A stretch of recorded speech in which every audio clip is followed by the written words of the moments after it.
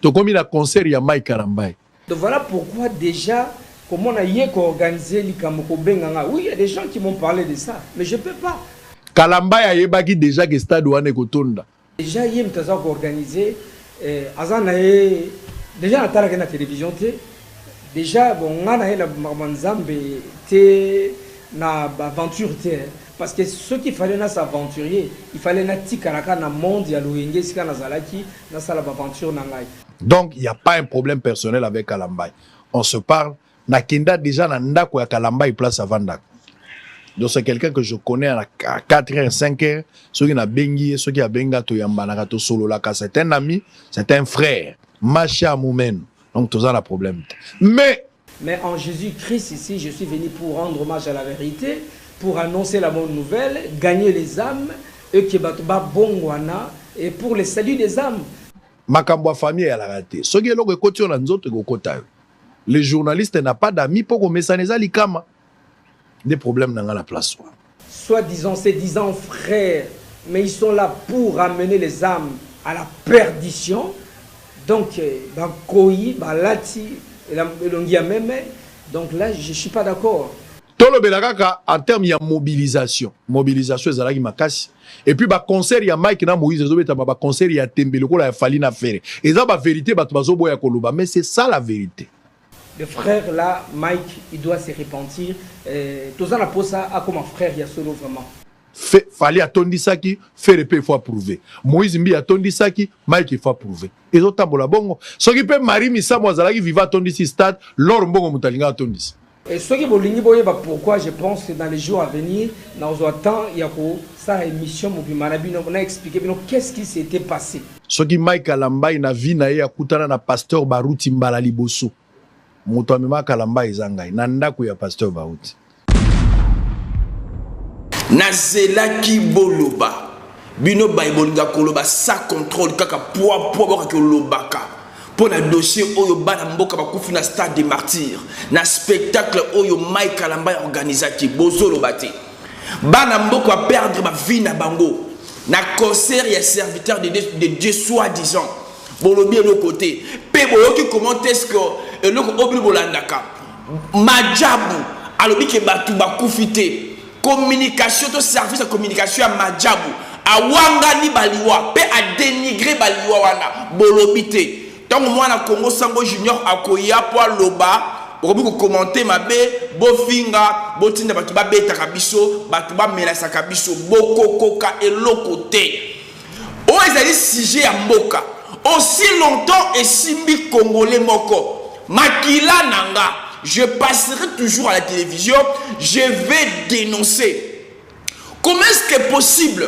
Bokoki kondima, bawanga na liwa, pe Madjabou, je prononce bien Madjabou, et l'obié te batu bakufite. Après Sima, avec ça la communiquer yango, y a qu'on souhaiter ma condoléance, mais y a qu'on ignorer.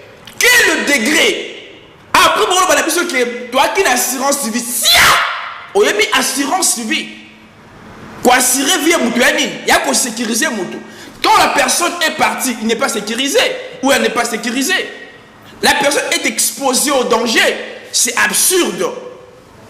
Honte à vous, Madjabou. Honte à vous, pasteur Moïse. Moïse qui Mike Kalambai. Bonjour à vous, mes chers internautes. Vous avez vraiment bien dit en Arabie sur des parts et d'autres. Bon, mais c'est moi qui brutalité nanga. Souvent parce que il y a beaucoup de gens si sa valeur il y a congolais la congolais a des tinaté un congolais peut mourir n'importe comment n'importe où n'importe quand et tel dans bangote congolais kufa te bangolo banayo ou ba kufa na est belé kuna baba congolais les gens sont comme ça tu ba to ba simba mbongo na vie moi ba to ba zuma mbongo na vie na retard. Bato a bongi na 17h 18h heure ce soir qui kola là bazala kabongo a nyoka mingi na vie a zuma mbongo na batamo ko boya akoma panique à la maîtrise à basité à la maîtrise à mbongo té akoma bilobe là sans maîtrise bazala kabongo comment on parle on mona pena mutu muninga ne congolais akufi liwa moko ya passe liwa moko ya étouffement ou bien asphyxion akufi liwa étouffement mais aujourd'hui liwa de gono congolais ça ko ignorer ya ko chosifier liwa de gono congolais puis on souhaiter ma condoléance beaucoup ya ko chosifier liwa ya congolais congolais comme le niveau qui monte avec poani a comme kondima na niveau moko a exposer vie en dekona ye pour ne intérêt à bato mosusu nani yango a ignorer yango. Soyons rationnels, discutons ensemble, analysons avec moi. Fali Poupa a été concert dans le stade des martyrs. Et c'est moi qui va contrer par adversaire naïe. Parce que nous le savons, il y a deux camps, il y a des warriors et il y a des Gaulois. Quand le warrior va livrer combat dans le stade des martyrs, va petit concert plein, quel que soit effectif, il y a beaucoup de juger. Et c'est là qu'il y a encore des Gaulois, des Mopé, battre les mises à faire rigolo là, à contrer Fali Poupa. Faire rigolo à battre les mises, à contrer Fali Poupa. Personne ne peut ignorer. Tu vois qu'on zonge encore, Moïse Mie, alors non, moi aussi, dans l'âme de chrétien, il faut qu'il sache qu'il y a un Dieu quelque part. Pasteur Moïse Mie a livré concert. Yépé, comme étant un spectateur, a livré concert. Nangamou na épée, adversaire na yé parce que toti kako voilé ba face. Ce qui pasteur Mike Alambai a livré qui concert et il avait bien souligné. Il avait bien souligné. Concert on a livré Nanu et Salamate. Il avait bien souligné que Nanu et Salamate Congo Nanu et Mona et Loko Bongote. Alors que non pour na wera, non pour na Jimé, non pour na Kofi, non pour na Papoyeba, non pour na King Esther Menea, non pour na Fali, non pour na Ferry. Il avait souligné ça parce qu'avant lui, son adversaire qui est pasteur Moïse Biye a livré qui concert, de ce qui est P.A. Zonga pour que ça a conquérir Stade des Martyrs. Oui, il avait raison. Non, ne Salamate, parce que la mort va couper dans le concert serviteur de Dieu. Il y a eu des morts. Et puis les hommes mort ou mort, Bazali saboté. Moi là, j'ai un diplôme de Tanaïe. Il comptait qu'il a fêté à mon stade avec le serviteur de Dieu. Ok, à que vivre enfer dans le stade de martyr. Dans le concert Mike Alambai. Enfer et à qui dans le stade de martyr. Bolanda Kinanga. Comment est-ce que pasteur Christian, ancien Boutobé Dakumuda, avec qui bon musicien Kofi Olomide, Dakumuda, a comment le serviteur de Dieu, pasteur Christian, il avait témoigné avant le concert. Il a dit Benga Kingaï. Dakumuda a tout dit. Parce que le Congolais va pour Marabou, Dakumuda a expliqué. Arriba Benga Kingaï qui passe. Benga un téléphone. Que Mike Alambai a fait un concert. Et c'est un système nini. À des jours où Mike Alambai a kouanga na yango, il y a kozwa audio wana a kobimise yango. Pire encore. Kofi Olomide l'a dit. Abiso qui Mike Alambai a continué Lola. Ngai Kofi na okota Lola. Pourquoi il a dit ça? Parce que Ayemi Sony a évangile. Sony va passer à succès. Va passer à star. Honte à vous. Ngai surtout Madjabou. Ngai surtout Madjabou. Ko wanga na liwa ya mutu. Bo wanga liwa mutu. Bravo. Na ministre ya intérieur et sécurité des centres affaires coutumières. Papa Jacquemin Chabani. Il était clair.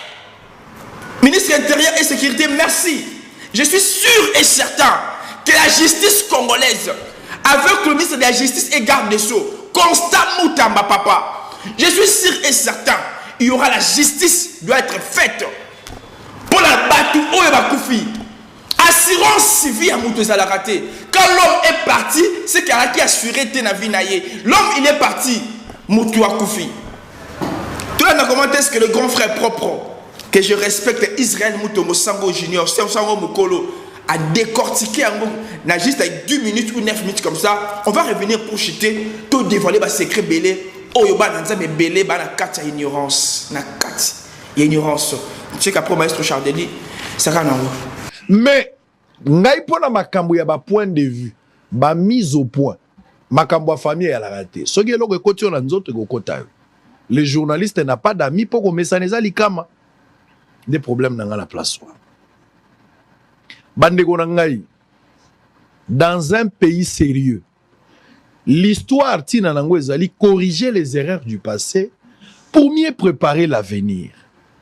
C'est sur base du passé qu'on vit le présent et c'est en guise du présent qu'on construit le futur. Makambo et komeli biso, il faut servir biso des leçons pour éviter ba danger dans les jours à venir. Mbala liboso batu ba kufa na concert na stade te. Batu ba kufi déjà na concert na stade. Totanga cas récent, le cas récent ici. Fally Ipupa, l'artiste et musicien, avait livré un grand concert na stade. Avec beaucoup de succès, batu bazala qui est belé na kati. Mais la mesure sécuritaire, ils ont qui prise en compte tout bien au sérieux, na taille à événement.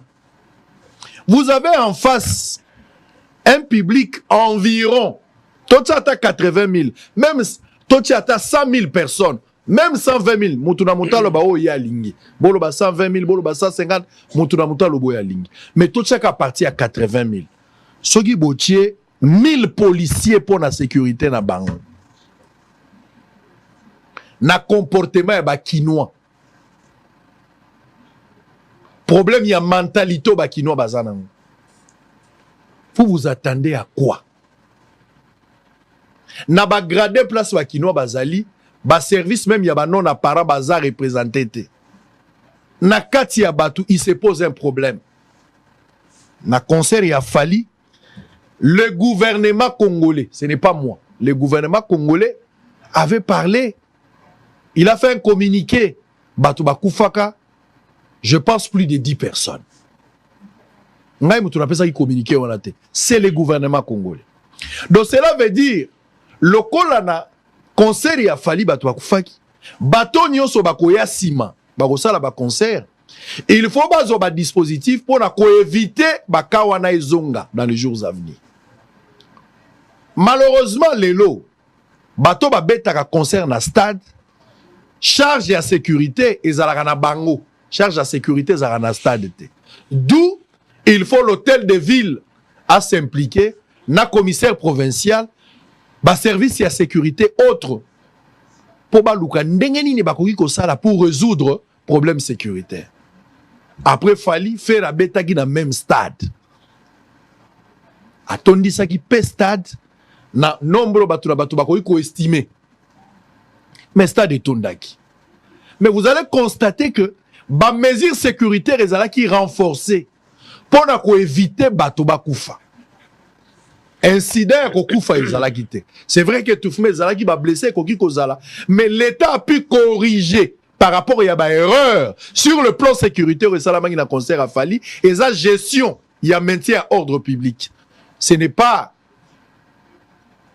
le stade qui sécurise, mais ba organisateur ba koti en contact ya séance ba étudier faisabilité ba tali effectif ya batu même faire à dépasser comme Fally avait dépassé, mais le col à la premier concert batu bakufaki, on a corrigé ces erreurs là.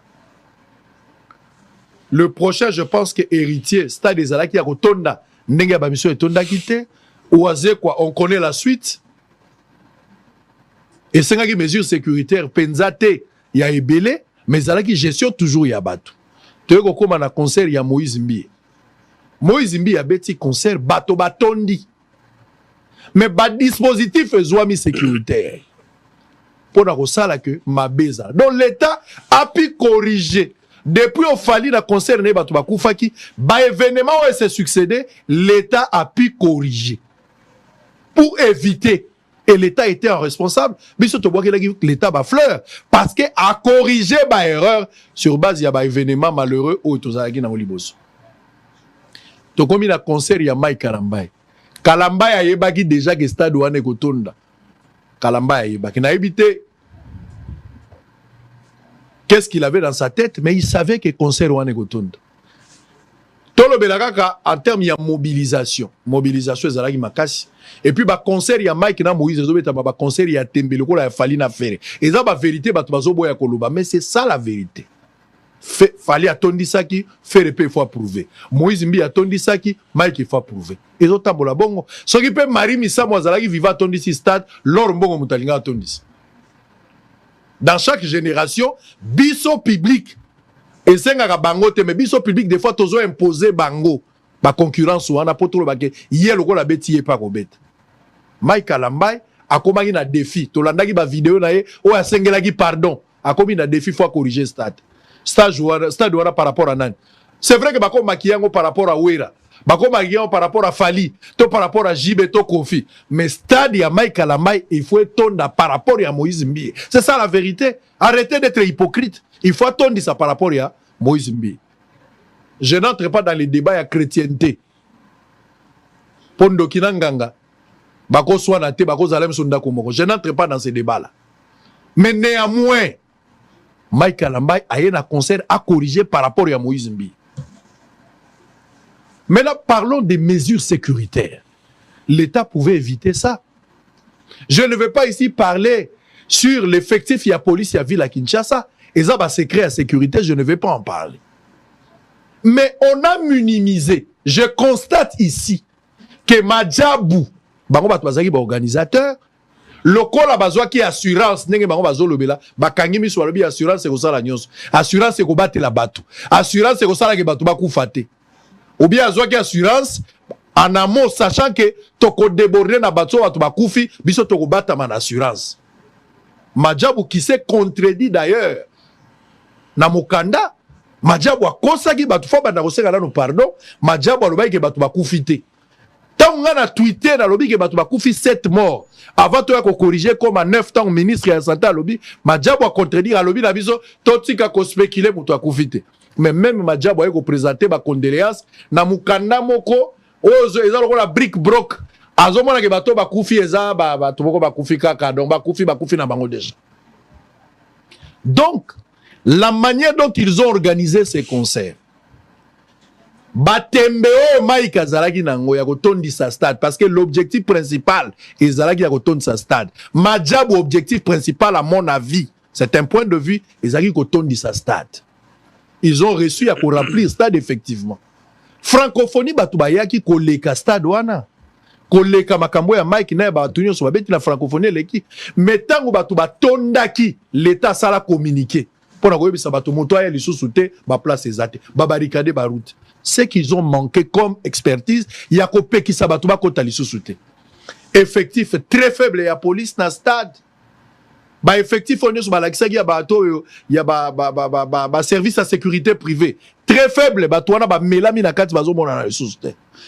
Ba médecin o ba tchaki ba lobi to équipe médicale, ceux qui mutaza na étouffement, problème ezali to ubik sa bato ya ba 1000 médecins ou 5000 médecins. Ils n'ont pas réussi à faire la chose pour sauver la vie humaine à bateau bakoufi. Bien que na baka mususu ba sauva qui je les félicite, mais na baka wana bakoye ko sala yangote. Donc bazwa ki yango à mon avis je pense que du fait que bazwa ki déjà assurance qui reste à vérifier pour na bango ba mona ke makamonyo se sili nango biso to kova na biso assurance yemo akotala so bato bakoufi ba ozana charge assurance. Et puis bato bakoufi Madjabou wangani d'abord azo condamné bato ke bato bakoufi te mais après Madjabou yemo ay kondima ke bato bakoufi neuf avec un communiqué ya ko chola ba weyo bakoufi le communiqué est là bato bakoufi na stade botie billet 2500 contrairement na billet o ezaki na Kalambay déjà bato bakota na stade boy bato bakota na stade boy ti ba ya ko kwei sa porte Bobandi ko beta batu ti ba ko kwa isa barricade wana batu bakota na stade. À ce stade ici on pouvait éviter ça. Ba ko pekisa batu na ba entrée botika ki combien d'entrées?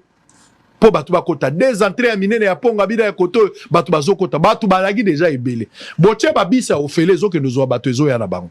Botie bien na 2500 contrairement à concert misusu. Pour so montant eza likolo et ça la rappelle batu mususu ba yate. Mais bo soldé yango ba billet pe mususu e kaboni gratuitement. Na mona yango kota ifasika batu mususu bazo kabola pe ba billet. Ça ce n'est pas de problème. Lipo mateka mateka so ki ba mateka so lipo ofele. Ça c'est pas le problème. Et arrivera na ba concert nyonso batu mususu pe na suka bakota ofele arrivera surtout na ba concert populaire.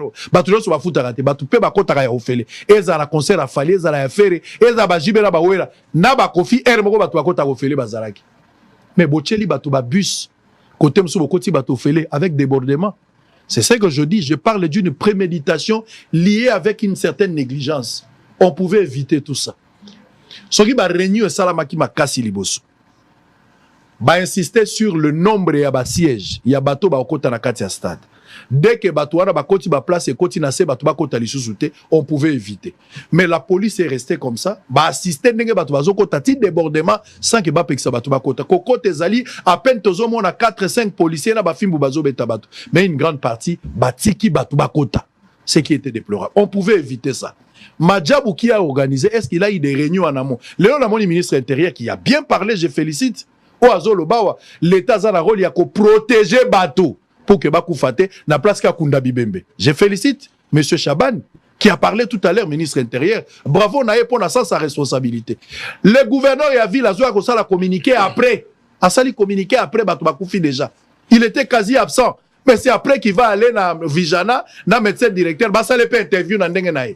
Et puis après, vous allez le voir ici dans la réunion en sécurité. Donc ici, la police, avec un effectif très faible, ne pouvait pas protéger les gens au stade. Des deux, la manière dont on va sensibiliser, comme invité, Babengi Ouera. Ouera wana tondi sa stade dans combien de personnes? Boyebi ke Ouera déjà yemoko azaki muto ba scandale soit continue na stade wana déjà débordé. Bobengi si Ouera lokola invité. Annoncé Fali lokola invité. Bien que Fali azaki na poto jusqu'à présent zongi na noté, mais ba annoncé Fali lokola invité. Présence kaka ya Fali ata annonce ya pamba ya Fali, ba warrior baza combien? Ils étaient curieux de venir pour voir si Fali peut être na kati ya stade. Koto Ouera yebo kaza na batu combien ou ba na stade. Mukuna pasteur, batu combien bazaki na kati. Batu ya pasteur Konde, les gens parlent des morts. Je ne sais pas, non, on a mort, mais les messieurs dont on présente mort, je ne pense pas qu'il soit mort. Pour nga na yebi est na mona naï.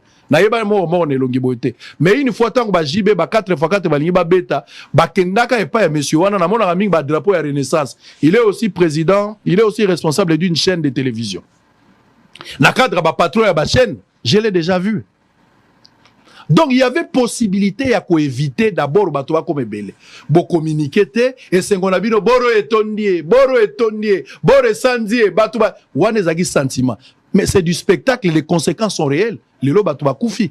Donc les choses sont mis au sérieux alors que l'État a joué sérieux concert à Moïse, a joué sérieux concert à Ferre, a joué sérieux dans la campagne de Kabundi Wale, ça n'a pas tout sous. Maintenant on a négligé l'aspect sécuritaire. Ça a été négligé. Ba réunion à Kafu, effectif, la stratégie. J'ai vu le colonel Numbi, que je connais, je salue d'ailleurs ici. Na pertinence na Moussala Ongana Yebi. Il pouvait arriver à un certain moment pour interdire déjà Batouba Zonga. L'État s'allait communiquer, Bakangi Pestad, Basengi Pé renfort pour la des banques. Mais j'ai vu une certaine négligence. Na part, il y a service et la sécurité à la police. L'organisation pour la banque Zalaki, Batouba Matata Likolo à podium.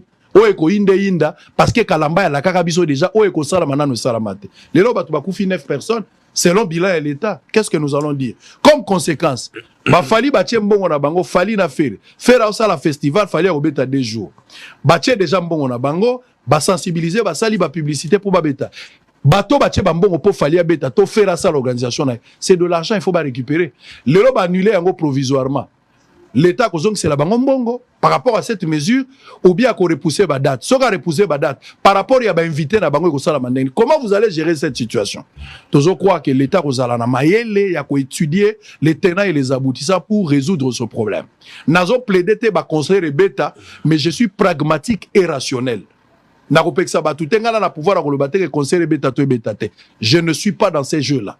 Bazali libre, l'État il est libre de le faire.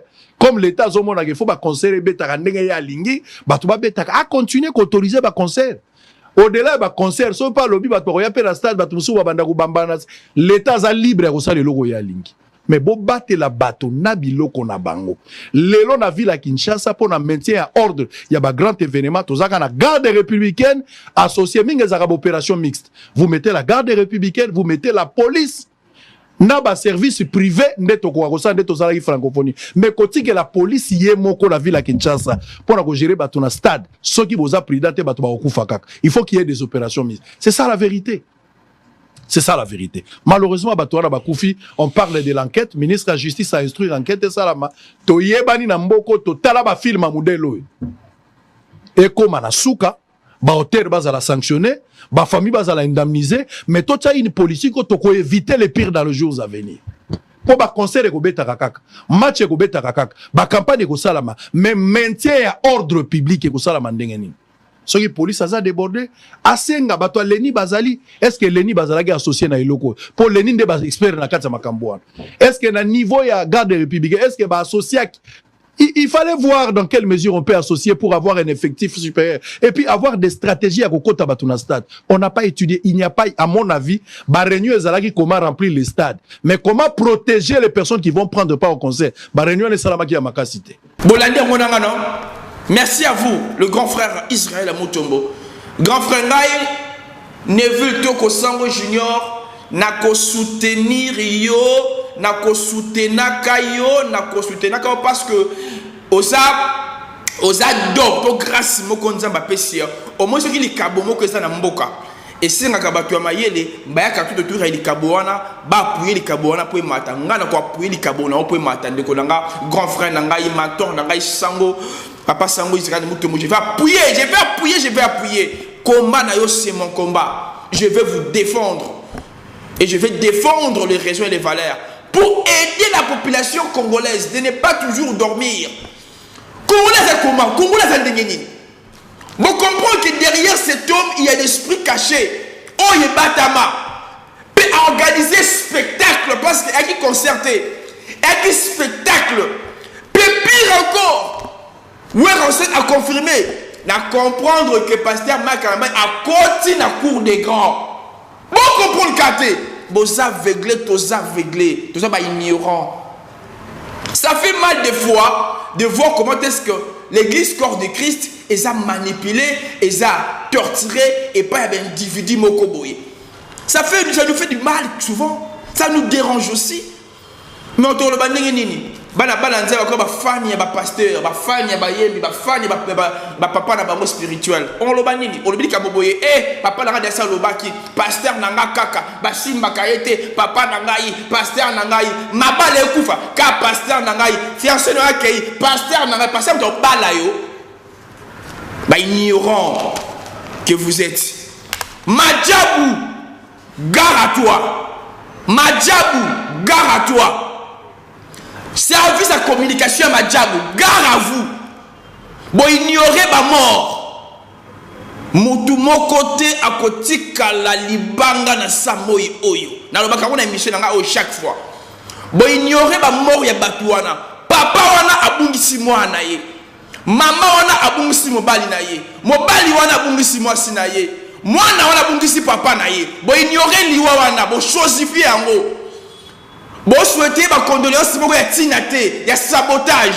Quand Nzambe ouvre le samedi la chose appelle solo et nous t'en juger bino. Honte à vous. Madjafou. Pratiquement arrivé à la fin. Merci à tout le monde de nous avoir suivis. Oyo n'a offensé par rapport à ma déclaration de ma propos. Dans ce moment-là, t'as encore émission Oyo. L'année est bien. Aux placements nanga. Aux a sous dérangé. Parce que ça, quand on dit on a filé qui non moi si, tous les qui non mobile, to ya na yo, to moi si to mobile na yo, nge salo comment. À coup le dicola spectacle, moi bien pasteur, moi soi-disant, je sais pas comment expliquer. Ça fait mal de fois.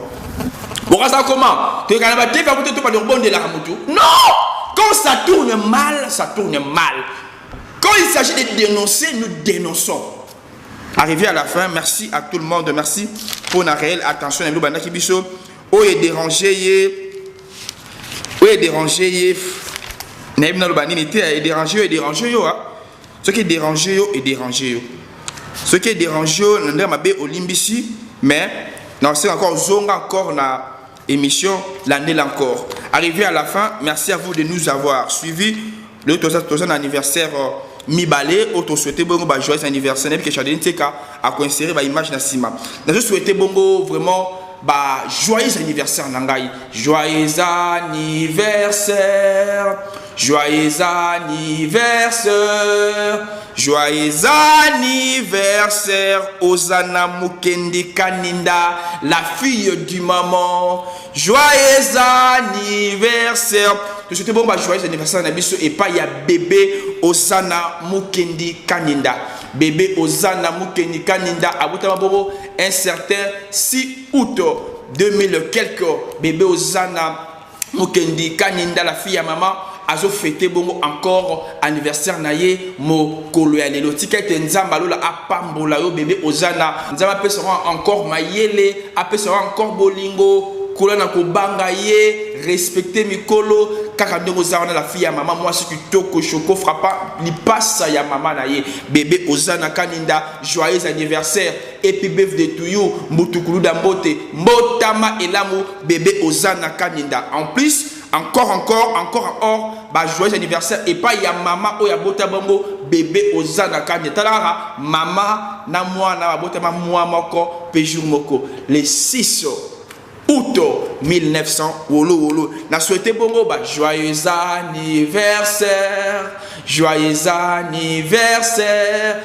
anniversaire à toi Myriam Mbuta Nisha madame Myriam Mbuta Nisha moi si choco frappant taille acoustique beauté sans produit taille o epesa makambo moi si o andela lo sambo maman pasteur maman Nisha Mbuta Myriam, joyeux anniversaire à toi. Nzambe abattre encore, appelle encore mayele, appelle encore bolingo, kola encore na kobangaye et continuez toujours conseil là madame Nisha Myriam Mbuta na ebike mokolo.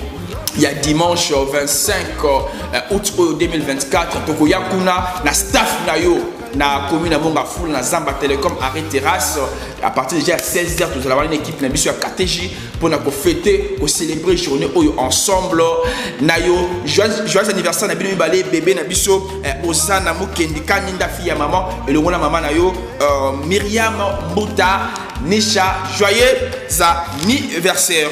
Alors toujours commenter l'émission il y a KTJ Culture Afrique commenter na ba kile loko moko soko lingi babwa ko libanga na émission numéro na biso ezawana koma kombo na yo toko bwa ko libanga ya ofesha veut dire ya ofele to bwa ko libanga ya ofele. Alors non yebisa bongo na bana nyonso ya ville province ya Kinshasa moi na nyonso ya ville province de Kinshasa yo mutu otanga mais mbongo continuer ba étude ezate otanga peut-être parce que mbongo ezate olingi ozo formation accélérée pe formation ya ofele. Je l'ai dit, tu vas apprendre une formation gratuite. Formation ya ofele, okopesa ni 10 francs, ni syllabus tout okozwango ya ofele même tenir formation ofele. Alors boye bayango okay. Fondation RAF Global. La Fondation RAF Global vous invite à prendre une formation gratuite. Fondation RAF Global et bengibino la formation ofele, coupe couture, coiffure, esthétique, pâtisserie, gâteau, cake, samoussa, nyonso wana, maquillage, kotonga elamba. Fondation RAF Global et bengibino ya ofele aux formation. Na commune Monga Fula, juste na Kimbondo na pédiatrie ya Mama Coco et longa en partenariat pédiatrie Mama Coco na Fondation RAF Global. Bota lokola de collaboration Josaphat Mathieu, autrement appelé guerrier, azaki bongo mwana o aki bongo sans formation, aibaki ataye l'autre côté azaki bongo KO. Mais grâce à la Fondation RAF Global a bongo formation le lo oyo Mathieu guerrier a comme bongo formateur puis a comme bongo gérant ya boulangerie yango ya formation ndeko na ngai kola la te ya koye kola mosala okoma utile na société okoma indépendant na pesi merci mingi. Je dis vraiment un grand merci à cette initiatrice ou cet initiateur qui a voulu aider le peuple congolais.